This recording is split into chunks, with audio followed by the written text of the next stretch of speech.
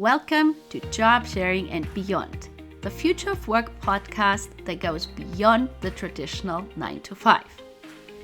I am Karen Tischler, speaker, consultant, and host of the show, where we hear from global experts every other week to discover innovative solutions and tips on how to remain a relevant employer in the future. Hello, everybody. I am very excited to introduce today's guest. Amy Henderson is one of America's leading voices on the critical role of parenting and caregiving in developing the future of work. Amy has 3 kids and is the founding CEO of TendLab, where she has been working with companies and their parents groups at places like Salesforce, Accenture, Cloudflare, Airbnb, Lululemon, and many others to optimize the workplace for parents. As cited in Forbes for her truly collaborative nature, Amy also started and co-leads the Femtech Founders Collaborative, a network of over 180 founders who are solving for the needs of caregivers. A regular speaker and author advocating on behalf of the power of parenthood at work, Amy has been featured in and written for the Wall Street Journal, Forbes, Fortune, Fast Company, Slate, InStyle, and more. Her book, Tending, Parenthood, and the Future of Work was published by Nationbuilder Books in May 2021. Welcome to the show, Amy. Thank you. It's so nice to be here. Thank you so much for coming onto the show. Now, we have listeners from all over the world.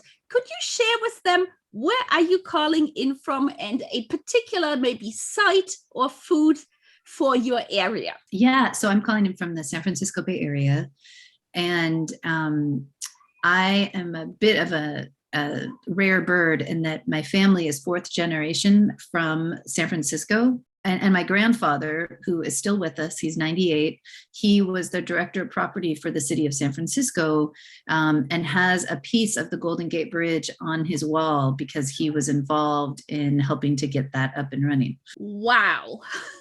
Thank you so much for sharing. Now, Amy, you are the CEO and co-founder of TendLab. Mm-hmm. Could you share with our listeners why and how you started it? Sure. How long do you want me to answer that question for? Because there's a long answer and a short answer to that one. Why don't we just get going? Okay, great. So I am a movement builder by background, and I was running an organization I'd co-founded with Van Jones and the Rockstar Prince to increase racial diversity in the tech sector when I accidentally got pregnant with my 3rd child and had 3 kids under the age of 4. And I am fortunate enough to be in the 14% of Americans who had access to paid family leave. And so while I was out on maternity leave, I went through a bit of a personal crisis in recognizing that I wasn't able to, to be honest, I told my friends I felt like I was staring down the barrel of a gun because I couldn't imagine how I was going to be the mom I wanted to be and also perform in my career the way I wanted to. And I wondered if it was just me and my unique shortcomings and the bad decisions I'd made that made being a working parent so daunting, or if it was actually a bigger issue. And so I started interviewing just informally at first. I started with a baby, my newborn on my arm, pacing as I was trying to keep her happy or asleep. I would call at first the working moms I most admired to say, hey, is it just me or are you also struggling? And every single person I called, which at first was only moms, and then eventually I discovered some really compelling neuroscience research and started to include dads too. Every single parent that I spoke with, and I had a select group, they were parents either I admired or were admired by parents I admired. Every single parent I spoke with felt like they were regularly failing either at work or at home or both. And many of them hadn't admitted that to others, and some hadn't even admitted it to themselves. And so that first piece of our conversation was around how was about our shame. And once we could be honest about that and really acknowledge it, then there was the space for the second revelation, which was that parenthood was forging us, that we were growing and developing in ways that possibly nothing else could make us evolve. And it was that second revelation that led me to eventually launch a business called TendLab, which is around optimizing the workplace for parents and other caregivers, with the foundational belief rooted now in tons of research, which I've since conducted, not just the interviews, but a deep dive into neuroscience research, game theory, management studies, the future of work, behavioral science, a whole broad reach of research, which I articulate some of that in my book, with this foundational belief that parents, when given support, are assets in the workplace, and that the skills which parents develop are not only relevant, but critical for success in the modern workplace.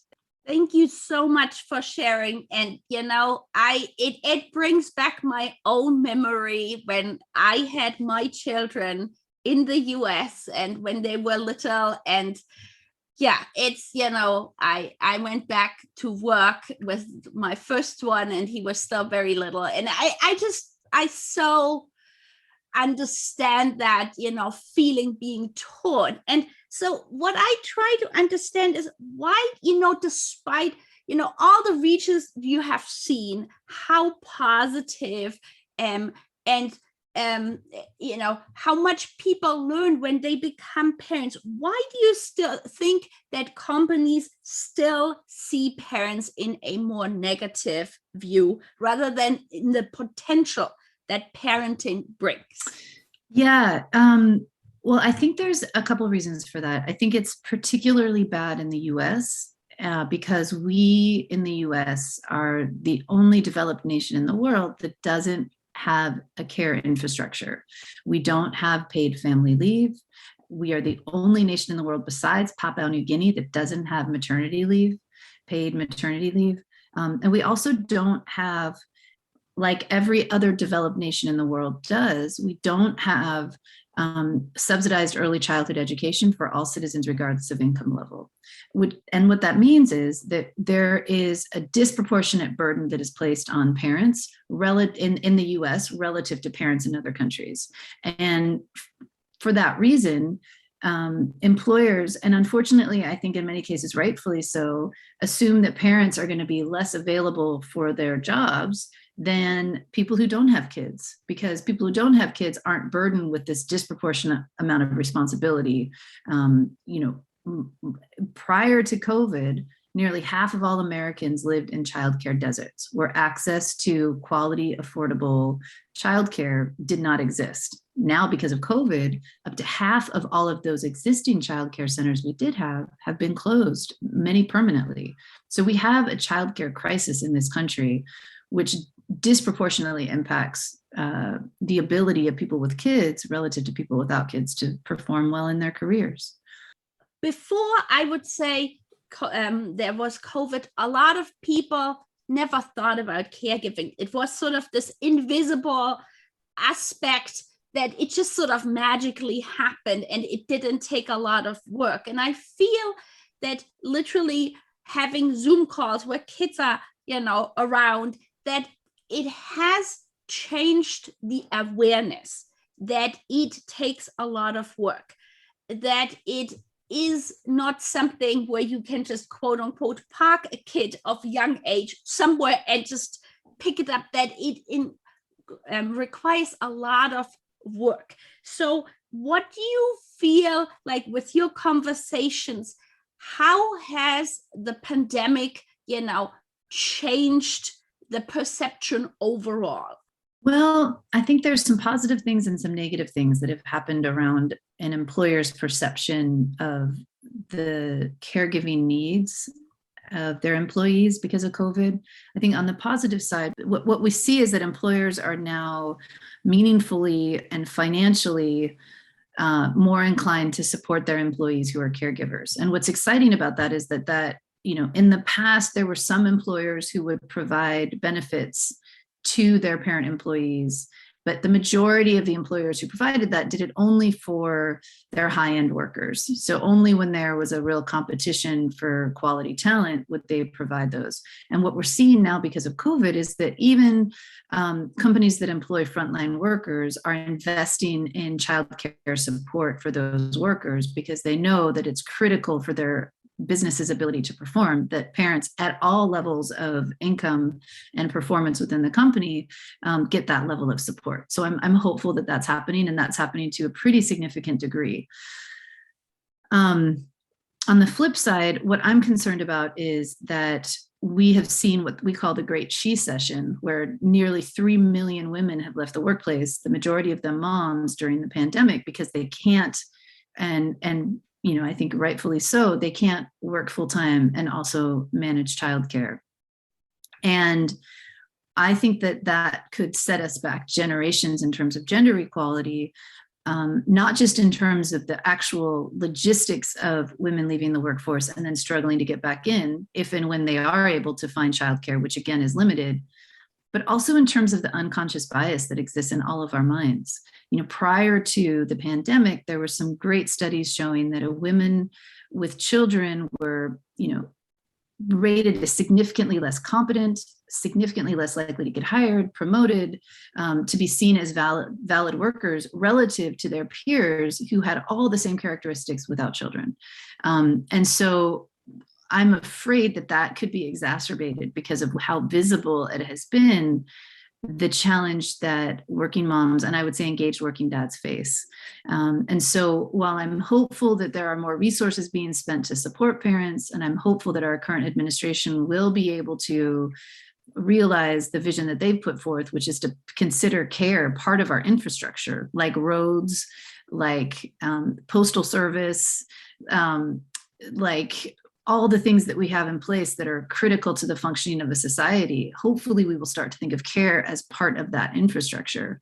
But I'm concerned that in the absence of that moving forward, that we will, and even if that does move forward, that it will take a long time to dismantle the increased bias that those who are caregivers cannot perform as well at work. Yeah. I thank you so much for sharing. And Amy, I feel, as I'm a big advocate for flexible work and job sharing, I really hope that one of the things that come out of the pandemic, because people are seeing that caregiving is indeed work, that there might be more flexible type of work being offered for everybody because of, it's being started already that more people are able to work from remote, but also more like a synchronous work. And so my hope is, and job sharing, which I'm obviously a big proponent of, that will help to have more women, but anybody with caregiving responsibilities be able to stay in the workforce. Yeah, I'm really hopeful about that too. And I think a few of the things that would show us that we've really succeeded in moving that forward would be if people who go to part-time work or who job share are still considered as viable as full-time employees for promotions, for bonuses, and for moving up into significant leadership positions within a company.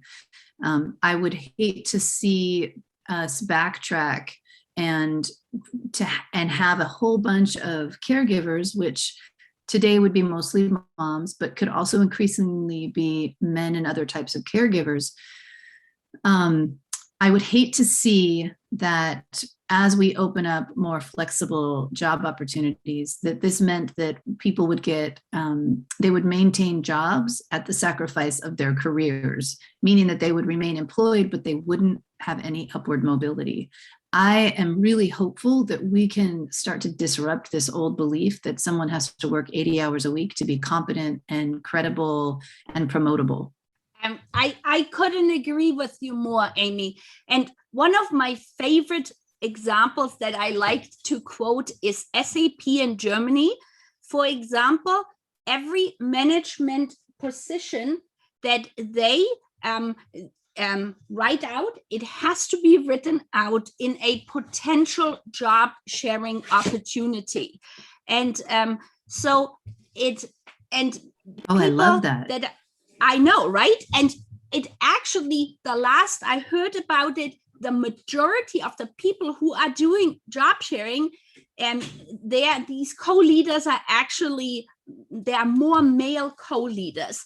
So yeah, so I always see that as a very positive sign. And then Unilever, they also in Germany have, for example, a VP that is a VP co-leading team, and they didn't start off as VPs in their position as job sharers, but they basically got promoted to eventually a VP position. So yes, but I fully agree. I feel we need much more of this, and there needs to be, in my mind, a lot of education around it to make people, just as you said, realize that ultimately it's not the hours that defines whether somebody is committed to work and motivated to work, but it's really their intrinsic attitude towards the position or the work they're doing. Yes. I mean, I could affirm that and the importance of that, and so excited about that. Yeah. Thank you very much. Amy, you have recently published your book, Tending, Parenthood, and the Future of Work. And I'm very curious why you decided to write your book. And I have to say to anybody who has not had a chance to read the book yet, it is an amazing book, and I highly recommend it. Thank you so much. I really appreciate that. And where can people find your book? So you can find my book on my website, amyhenderson.org, amyhenderso.org. You can find links to get the book. It's available in an ebook, it's available in a print book, and in early next year, my publisher and I are also going to be putting out an audiobook, because we've heard from so many of the working parents that we most want to reach that they need it in an audio form because they don't have time to sit down and read. I can so see this. Yes, I mean, the majority of the books that I quote unquote read, I actually listen to. Yes. And now, could you share with our listeners, why did you decide to write your book? I decided to write this book because I had interviewed so many parents and heard so many stories that I felt responsible for honoring what had been shared with me by sharing it with others. And it felt necessary to bring that level of generosity out into the world. I mean, I met with almost 250 parents who gave me at least an hour of their day to go deep and be vulnerable and to unveil for me the pain that they were experiencing, and also to sit with me in the revelation of how they were transforming themselves through parenthood. And these two revelations that occurred again and again and again in pretty much every single interview I conducted. The first one that, we were regularly failing at work or at home or both, or felt like we were, that shame revelation, coupled with the second revelation, which was that parenthood was forging us and that we were evolving and growing in ways that possibly nothing else could make us. Those two revelations felt critical to bring into our public consciousness, because they're not part of the narrative that I heard when I became a parent or was a parent. And I think we need to transform the way we think about parenthood. Right now, it feels as though when you become a parent, your career will inevitably suffer unless you outsource the parenting, unless you leave it to your spouse or you pay for providers to do most of the labor or all of the labor. If you want to meaningfully show up for your kids' lives, the assumption is that you sacrifice your career. And my book and the research I've conducted says that it's possible to actually outperform yourself in your career when you become kids, if you show up for the job in a meaningful, resourced, and supported way. I feel this is such an important topic because often people, before they have children, there are these only positive aspects of being a parent, and it isn't often really discussed so much beforehand in any format what really the implications are on a work life basis, especially when you are, a high school student or somebody at a university. And that's why when I talked to Lola and Pilar from Project Matriarchs, through whom I learned your work, it was so important, I felt, to already start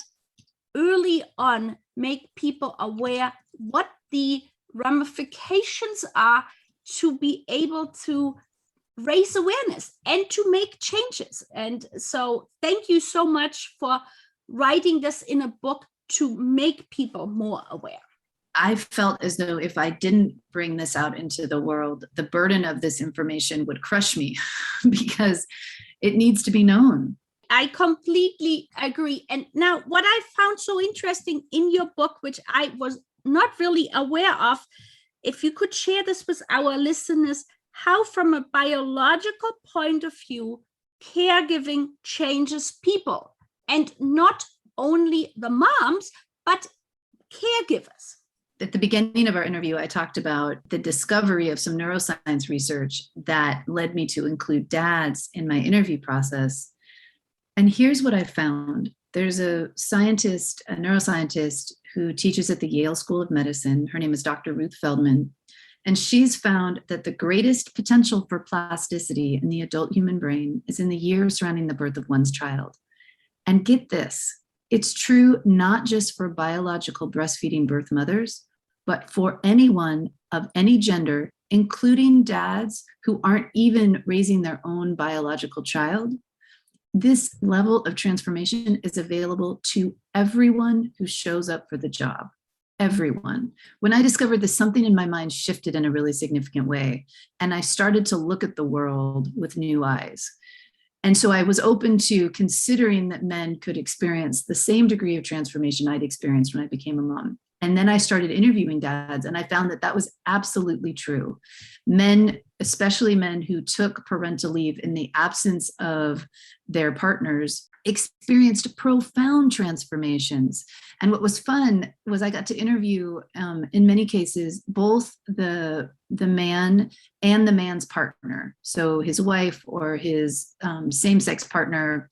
And I got to hear from their partners about the transformation that these men experienced. And it wasn't just directly from them and their narrative about what had transformed in them, but it was their partners who were validating and reiterating, and even to some degree sharing at a deeper level than they could about their own transformation, what had happened to them. And I love that so much. I'll tell you the story of my friend Kate Torgerson, who is one of my favorite people in this space. She founded a business called Milk Store, which helps transport breast milk for busy traveling moms. And her husband, when they had one child, and Kate was primary in raising their first child, and then they had twins. And because of the feeding schedule with the twins and all of the demands of raising twins, Kate and her husband ended up essentially splitting the care of the twins. So that Kate's husband had one twin beside him every night, and Kate had one twin beside her every night. And this experience that her husband had in showing up daily for the needs of their child made him a drastically different parent, and actually impacted him in his career as well. She talked about how before, with their first child, if the child got hurt or there was an emotional incident where there was a sort of the need to go in and comfort the child, her husband would sort of let her go in, tend to the child, cradle the child, soothe the child, while he stood back and made a list of actionable items that needed to happen to solve for the problem. So say the kid got stung by a bee. Well, he would stand back and say, well, what we need to do is we need to get some tweezers to pull the hair out, and some Calimotion to soothe the pain. We need to, very practical and tactile. And she said, after he became the primary caregiver for one of their twins, now with all of the kids, when any one of them has an emotional or other type of pain-related incident that they need tending, he rushes in before she can to be the nurturer. And she said that wasn't part of his personality before. She didn't ever anticipate that coming out. And now it's his first initial response to an emotional or a pain situation in their family. And I think that's so important to recognize that degree of unlocking our nurturing capacity is available in all of us, regardless of our gender, if we show up for that job. Thank you so much for sharing this story. That is amazing. Yes. And just to double down, I mentioned that it positively impacted his career. When I asked him about that, he said, yeah, he is a manager. He has quite a few people that he manages. And he said that for becoming primary, one of his twins, he was pretty rigid about how he thought the people on his team should be getting from point A to point B. And he said after becoming primary and really showing up for Parenthood, he said it was like realizing that if he wanted to take the kids downtown, he didn't have to be dogmatic about it. He could recognize that there were many ways to get from point A to point B, from their house to the ice cream store downtown. And sometimes it made more sense to compromise and to let his child or the person he was managing get there on their own terms and the way they wanted to get there than to force them to travel the way he thought they should. And he said, as a result, he's gotten much higher ratings from his team. And he's been able to retain the people that work for him to a much higher degree. And he's been able to actually support them in increasing their level of performance. And I think it's that level of awareness that we gain through parenting that translates to the way we show up in the workplace in a way that is increasingly important in the modern workforce. I so agree, because I've been reading recently about the change of being a manager, that previously the focus was so much on performance. And now, especially with the pandemic and remote work, that it is becoming at least a part of it being a coach, being sure that that person is feeling, that they can do the job given the circumstances they are encountering because of the pandemic. So this is an amazing example how being a caregiver has really changed for somebody positively in the workforce because of an increased awareness of other people's needs and emotions. So thank you so much for sharing. Yeah, happy to. And now in the book, you mention 11 practices in organizations that help to set up a company culture that values care. Could you maybe highlight a few of them? Yeah, well, I think a big thing, there's many things to do, and I actually have one main one that I think is not featured in the book, but which I've since come to discover through subsequent research. And I'll say that first, which is that companies need to start tracking the caregiver status of their employees. And there's lots of different ways to do that, where you anonymize the identity of the employee. But there's some great research that Joe Fuller out of Harvard has done to find that up to 3/4 of all employees, so up to 75% of the workforce, identifies currently as a caregiver. And the majority of those caregivers say that being a caregiver negatively impacts their ability to perform at work because they don't have the right support. If you ask employers don't know that they have so many caregivers in their workforce. They think that maybe roughly 30% of the people who work for them are caregivers. And they don't know that those people who are caregivers feel as though they don't have the support they need to succeed. And that huge gap between reality and what employers perceive to be true is a missed opportunity. If employers were able to start tracking caregiver status, they would see how becoming a caregiver impacts critical things like retention, promotion, compensation, and hiring. And if they could see how caregiving impacted those things over the life cycle of an employee, then they could solve for it. So the first thing I would say is track caregiver status and notice how it impacts critical variables in the life cycle of an employee. And then the second thing I would say is, to the best of your ability, look to unpack gender from caregiving. So if you are in the 14% of Americans who have access to paid family leave. Currently, you're much more likely to be a woman who has access to maternity leave than a man who has access to parental leave. And that is a big problem in the workplace because women are then more are seen as less viable candidates for promotion, for raises. And there's some research that indicates that bias that a woman is likely to have a child happens whether or not she actually does have children. Being of childbearing age can negatively impact a woman's ability to get promoted or to be seen as a viable candidate for higher level positions, because she's seen as a flight risk because she might have kids. If we create the dynamic where everyone, regardless of gender, takes an equal amount of leave, then we're leveling the playing field and we're creating a workplace where gender does not negatively impact the ability of anyone in the workplace to perform well. And I would say that given the critical skills that are necessary for success in the modern workplace, which parenthood possibly more than anything else unlocks, if men aren't empowered to show up for caregiving, particularly in the critical early first year of their child's life, they're missing out on the development of skills that will make them better in their careers. So both men and women suffer when only women are given access to parental leave, or only parents are given access to benefits and supports for their caregiving responsibilities, because all people who show up for caregiving can stand to benefit from that experience, and develop skills that they'll need to perform better in their careers. I completely agree. And that's why I'm always very, very happy to see more and more gender neutral parental leaves, like a recent one by Volvo, because I think it, as you said, it really makes a difference, because if somebody gets hired, there will be far less of a unconscious bias, because they basically don't know who might be taking a leave because of parental care.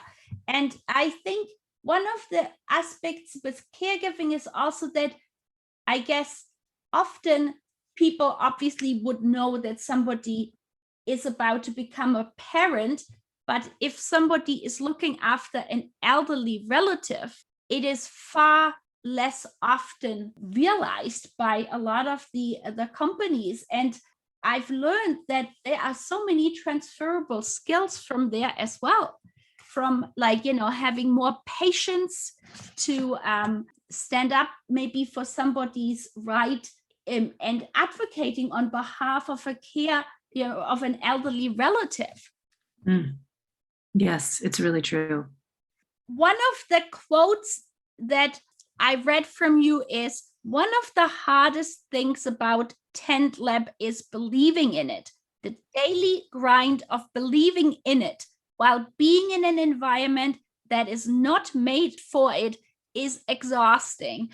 And could you share a bit more about this, and also how you created a collaborative of other founders in the caregiving area? Yeah. So one of the things I discovered in all of my research and writing this book was that we are social creatures by nature, and that, without nerding out too much, I would say in essence, we are, more than any other species, what makes us human, what differentiates us from other primates, what makes us Homo sapiens, is our neurological need to conform with the reality of those around us. And so there are some studies that have been done which find that we are so programmed biologically to fit in with a group that our brain will actually change what we see if it is out of alignment with what is seen by those around us. So we are programmed to conform, to fit in, and to be a part of a group. Our survival has depended on that for the vast majority of the time that our species has existed. So knowing that my brain wants to conform, wants to fit in, wants to be in agreement with everyone around me, and that it causes my brain severe anxiety to try to be dissonant or my brain will actually just hijack me and prevent me from seeing what is true if I continue to put myself in environments where what I know to be true is not seen as valid. Knowing all of that, discovering that in the process of writing this book, I realized that I had to build a community around me that knew what I knew. I had to build a community around me that knew that caregiving was A, real labor, and B, that when caregivers were supported, that they could be better in their careers, that caregivers were valuable assets in the workplace. And so it started out very organically and informally in San Francisco. Myself and another woman named Shadia Sigala, who founded a childcare venture called Kinside, sent out an email to 24 founders who had started businesses to solve for the needs of families and caregivers. And pretty much everyone showed up for a lunch. And we went around the room and we talked about what we were doing and why we were doing it, why we'd started our venture. And there was this common thread, which was that we hadn't gotten the support we needed. We hadn't been seen as valid once we became caregivers, and we wanted to change that. We wanted to build support systems for other caregivers, and we wanted to model that being a caregiver could actually allow you to be not only competent, but to be even more competent than you had been in your career. And we also recognize that even though some of us in the room were direct competitors, that when we came together, a rising tide lifts all boats, that we as a collective could shape, name, and drive the growth in our sector, and this nascent sector, which we came to term FamTech. That community, which originally was 24 women at a luncheon in San Francisco in February of 2019, has now become a national community of over 200 founders. And a percentage of those founders have been extremely successful, have raised over $50 million, have become operational in all 50 states. And I'm just so grateful that Lynn Perkins, who's the CEO of Urban Sitter, which she started back in 2010, stepped up early on to co-lead that community of founders with me. Lynn Perkins has raised 50 million through Urban Sitter. It's operational in all 50 states. She's a real leader and pioneer in this FamTech industry, and she's invested thousands of hours in building out this generosity of spirit within the community, in fostering this idea of lifting up those around you, that the sum is greater than its parts, that there is a real movement that is possible to create change if we do it in a collective way. And it's just been such a gift to work with her and discover how that can unfold for the benefit of those in our community and for our culture more broadly. Wow. Now, somebody listening to us from outside of the US who might like to, start creating something similar in their respective country, what would you give them as an advice on how to start this? On how to start their own individual venture, or on how to start a collective community of other people? Right. The collective with other people. Mm-hmm. Yeah. Well, that's interesting. That's something I say to caregivers. No matter what you do for work, you should find a community of peers. So if you work inside a company, many companies now, especially since COVID, have started caregiver, what they call employee resource groups. So caregiver affinity groups where caregivers can come together and support one another and advocate for change within their company together. So if you are employed within a company, I strongly encourage you to form a group of peers within your company to, support and benefit one another, but more importantly, to advocate as a collective within your company for what you need and want to succeed and thrive. And there's my friend Lori Mahalik-Levin has founded this incredible national network, which is called the Working Parent Group Network. And you can find it on the website mindfulreturn.com. She's formed this national community of the leaders of caregiving groups within their companies across the country, and they come together every 2 or so months to share best practices with each other, learn from one another. And I think that's incredibly important, to find peers within your company and then peers on the national level and potentially even international level who are working to do the same work as you, because we are so much stronger together than we are alone. Also, so I would say if you are employed within a company, go start a caregiving ERG or join one, and then connect to the national network of other caregiver leaders who are really committed to creating change. So that's what I would say if you work inside a company. If you have your own venture and you are working to support families or caregivers with your venture, then you're welcome to join our community. It's called FamTech Collaborative. It's the FamTech Collaborative, and you can find us at FamTech, FAMTECH.org. And you can reach out through that website and learn more about how to join our community, because we have lots of events, gatherings, a really active Slack forum. The community is really committed to furthering the industry, this nascent industry, which is FamTech. And there's a lot of support and resources available there. And then if you aren't employed within a company where you can start a caregiver group or join one, and if you aren't a founder of a caregiving venture, then think about who your peers are. Who are the people who are working to do what you are working to do? And I would say that is, elevating and valuing caregiving. It's something that before I became a parent, I thought having a kid would be like having a handbag. It would require some polishing, some care, but basically I just kind of pick it up and carry it along with me.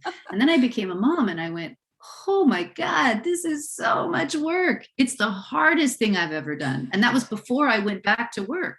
Being a mom is extremely hard. Being a parent is extremely hard. It's just the most challenging thing I've ever done.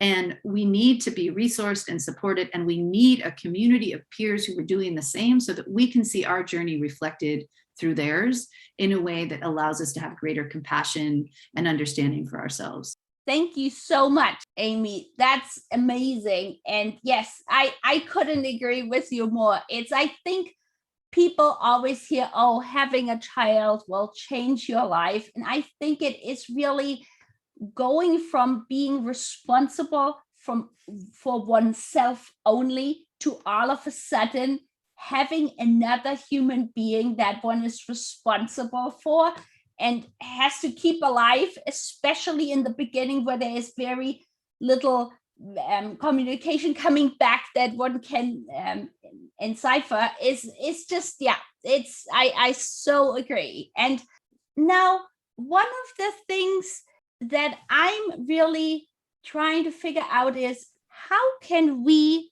get more male young adults involved?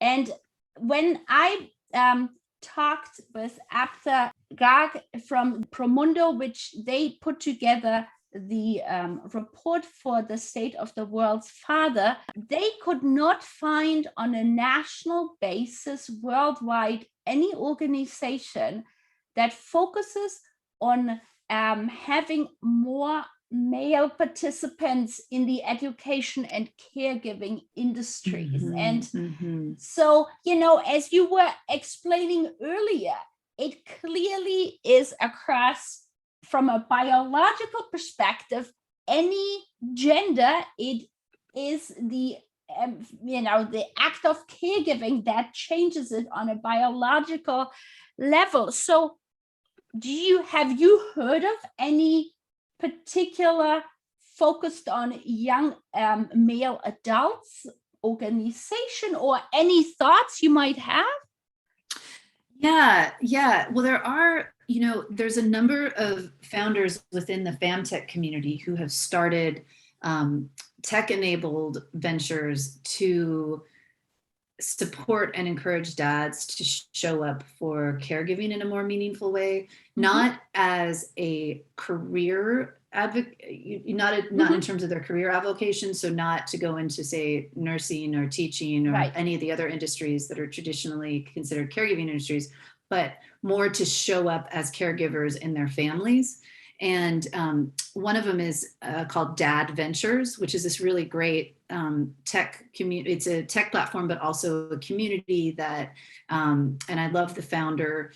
It's about creating more wins for dads. And the founder said he started it because he was working a lot, and but he was really missing out on being with his kids.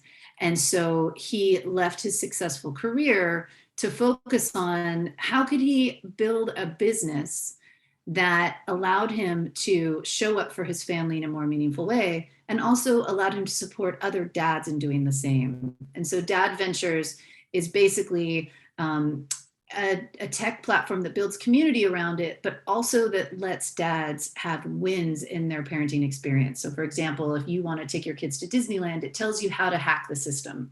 Like, where do you go and when and how, so you can stand in the shortest lines, you can find the best food, you can create the best experiences. And he does that on many levels in many ways. How do you win as a dad is really what Dad Ventures was designed to do. There's another great community started by Brian Anderson called Fathering Together, which I love. And it's about, building circles of community for dads to come together and really begin to recognize, acknowledge, and value their journey, their personal journey through fatherhood. And it's about encouraging and incentivizing men to recognize that the labor of tending to their kids is something that they want to show up for, they want to reflect on, and they want to let transform them. And I can't say enough great things. You can find that on fatheringtogether.org. And I have just stepped up to be an informal advisor to them because they're also expanding beyond the US. And in particular, they're expanding into Malawi, which is where I was a Peace Corps volunteer in East Africa, where fatherlessness is a big challenge. They're working to create community and support for dads who want to encourage other dads to show up for caregiving. And as we know, if you look at the economic data, when that happens in any country, in any community, it significantly resources women to show up for their careers and creates better economic outcomes for everyone. That is so interesting. Thank you so much for sharing this, Amy. Mm-hmm. Now, as we are looking ahead, say 5 or 10 years from now, so where do you think, with all the research you have done and all the involvement you have with so many amazing organizations, where do you think we are in 5 or 10 years regarding the future of work and caregiving? I think we're at a real precipice. I think we could go back generations in terms of gender equality because of what's happened during COVID. I think the lack of childcare, which has been significantly exacerbated during COVID, could mean that many employees, unfortunately, particularly women, are unable to go back to work in any meaningful way for some time. I think that if we don't solve for that as a nation, there are going to be very real consequences. Like I mentioned earlier, also the unconscious bias that will come towards all women if there isn't an infrastructure of care in this nation. On the flip side, if we take this opportunity to say, wow, caregiving is critical to our ability to function as a society, to our economic success as a nation, and we are going to resource it, and we are going to build an infrastructure of care in this nation, then I think we could even leapfrog past where we were headed prior to the pandemic. And I am putting my effort and hope and intention towards that second outcome, that we can leapfrog where we were in terms of our development as a country by standing up and saying care matters, and we're going to invest in it. Amy, is there anything we haven't discussed today that you would like to share with our listeners? I think the only thing that is really important to acknowledge is that, when I was interviewing parents, there was this sense from pretty much everyone I spoke to that they felt like they were alone, that they were individually failing, that they were individually incompetent, or they'd made bad decisions, and that's why their life was so hard. And what I would say to that is, you are not alone. And I wrote my book more than anything else to let parents know that they are not alone. And I was, as you know from having read the book, I was pretty raw and vulnerable about some of the moments where I failed the most, because I found in my interviews that everyone has them. Everyone has these moments of great shame that they're afraid to bring out into the world or to even be real with themselves. And that's a real tragedy, because when, like my friend, Dr. Alexandra Sachs, who's a psychiatrist who's been working with women particularly. She thinks there's an epidemic of shame among working moms today because no one's talking about it. And shame is the worst sensation or emotion to get trapped in because it's debilitating. And I think it's critical that we start to shed that shame by recognizing that we aren't failing because of our unique shortcomings and bad decisions. We're failing because we're in a system that does not provide us with adequate support. And then on top of that, I would say that there's this great analogy someone shared with me, which is that a diamond under pressure cracks along the fault lines. So it's not our fault that we're cracking under this enormous pressure, and everyone is. But given that we crack along our fault lines, it's also an incredible opportunity for us to look at where were we weak and in need of tending ourselves. How can we use this extreme pressure that being a working parent puts us under to do the deep healing work that is necessary for us to evolve and grow as individuals, and I would say as a global community. Thank you so much. I so agree. Having read your book, it is so authentic and so honest. And I was really, really appreciative because in so many of the pages, I felt mirrored in some of the experiences I went through. So as we are coming towards the end of our conversation, could you please share again with our listeners, where can they find your book and how can they find you on social media? Yeah, so you can find my book at amyhenderson.org. And that'll connect you directly to my publisher where you can get a copy of it. On social media, you can find me on LinkedIn. Amy Henderson is my hashtag there. I also am going to be more active on social media in the new year, but you can find me on Instagram at amy@TendLab. You can find me on Twitter on at amy10lab, Instagram at amy10lab Twitter, and also at Amy Henderson author on Facebook.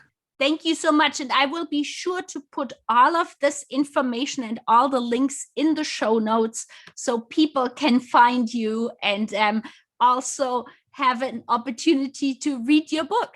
Thank you so much. Thank you so much for coming onto the show today, Amy. It was really insightful, and you had so many great tips for our listeners all over the world. So thank you. Thank you so much. It was great to be in conversation with you. Thank you so much for listening to the show. We hope you gained valuable insights and new ideas. To keep listening to future episodes, please head over to iTunes or your favorite player and subscribe and give it a rating. We would very much appreciate a review and for you to share it on social media so more people can start innovating in how they offer employment. Until the next time, goodbye.